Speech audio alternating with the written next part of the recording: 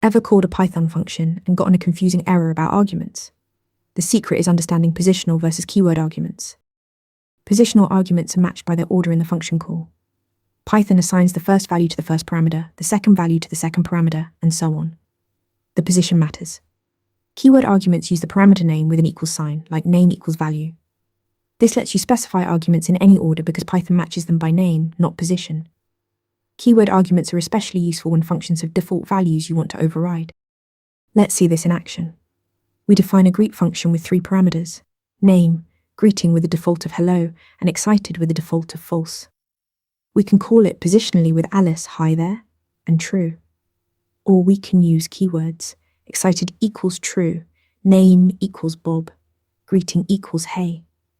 Notice the order doesn't matter with keywords. You can even mix them. Alice for name positionally, then excited equals true as a keyword. 2 critical rules. First, positional arguments must always come before keyword arguments in a call. Second, keyword arguments with defaults let you skip values you don't need to change, making your code cleaner and more flexible. Positional arguments follow order, keyword arguments use names. Master both to write cleaner Python. Practice this in your next interview session. Ready to practice for your next interview? Interview Mentor lets you answer real questions just like this one. After each answer, you get a detailed grade and personalized tips to improve. Watch your scores climb as you keep practicing.